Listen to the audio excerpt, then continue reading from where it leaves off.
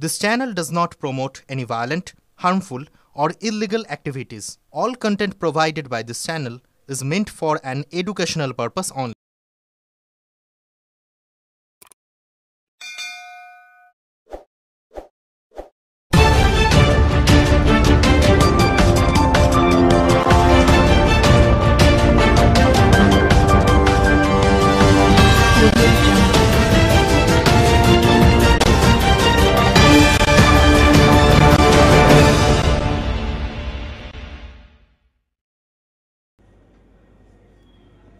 ঘর লিখে দেয়নি বাবা, রাগে গ্যাস সিলিন্ডার মাথায় মেরে বাবাকে খুন করলো মদ্যপ ছেলে। ঘটনায় চাঞ্চল্য পান্ডুয়ায়। হুগলির পান্ডুয়ার সাতঘরিয়া এলাকায় এদিন সন্ধ্যার ঘটনা। স্থানীয় ও পরিবার সূত্রে জানা গিয়েছে, সাতঘরিয়া এলাকায় বছর ৬৪-র শেখ বাসির তার মানসিক ভারসাম্যহীন স্ত্রীকে নিয়ে বসবাস করতেন। তার বড় ছেলে মারা গেছে বেশ কিছুদিন আগে। সাতঘরিয়াতেই তার আরও একটি বাড়ি আছে, যেখানে তার বড় বৌমা ফরিদা বিবি ও তার ২ ছেলেকে নিয়ে বসবাস করেন। শ্বশুর ও শাশুড়ির জন্য রান্না করে দেন বড় বৌমা। প্রতিদিনের মতো ওই দিন সন্ধ্যায়ও রান্নাঘরে রান্না করছিলেন ফরিদা বিবি। শেখ বাসির এবং তার স্ত্রী নিজেদের ঘরে ছিলেন।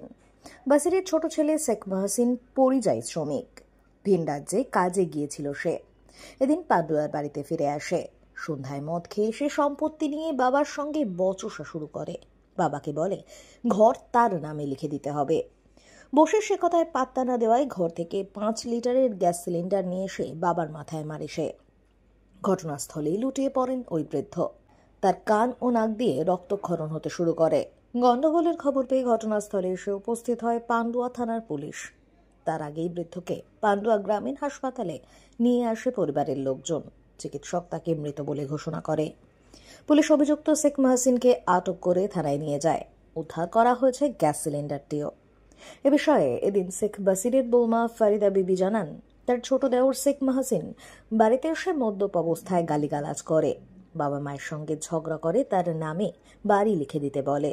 হঠাৎই রান্নাঘর থেকে চিৎকার চেঁচামেচি শুনে বেরিয়ে তিনি দেখেন শ্বশুর ডাইনিং রুমে রক্তাক্ত অবস্থায় পড়ে আছে। মহসিন সিলিন্ডারটি ফেলে দিয়ে দৌড়ে পালায়। পুলিশ জানিয়েছে, বাবা ছেলের মধ্যে গন্ডগোল মারামারি হয়। তার জেরে ছেলে বাবার মাথায় গ্যাস সিলিন্ডার দিয়ে মারে।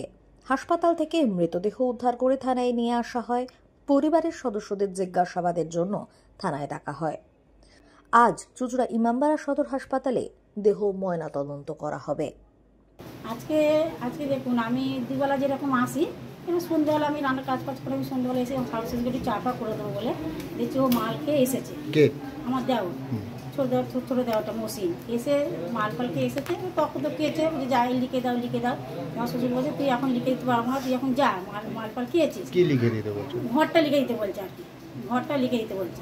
আমার শ্বশুর বলছে আমি এখন লিখতে পারবো না, আমার শরীরটা খুব খারাপ। আমি চা করছি রান্নাঘরে, যে দেখছি তখন তো কেটে ঘরে দিয়ে ও কী হলো, ওর ঘরে গেল, ওইটা ওর ঘরে গেল। ওর ঘরে গিয়ে ছোট্ট একটা সিলিন্ডার নিল। তখন চিল্লাচিল্লি, আমি তখন চিল্লাচিল্লি করছি, তখন প্রতিবাসী সব লোকরা এসে গেছে। তখন আমার শ্বশুরকে মেরে দিয়েছে মাথায় এক ঢা।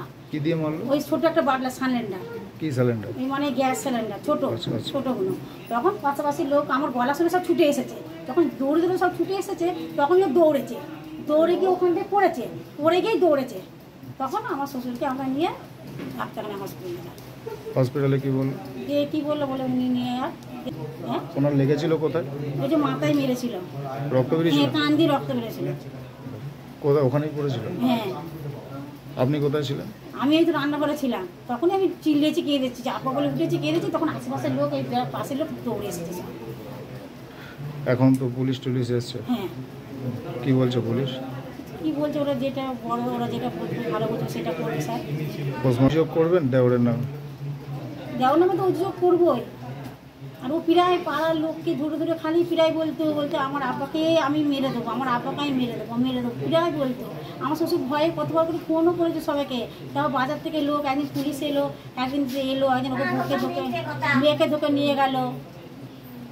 এই বাড়ি নিয়ে ঝামেলা? হ্যাঁ, বাড়ি নিয়ে ঝামেলা। ক ভাই ওরা? 2 ভাই, আমার স্বামী আর ননদ 3টে। আপনার স্বামী মারা গেছে? আমার স্বামী মারা গেছে। ব্যুরো রিপোর্ট, খবর গুচ্ছ।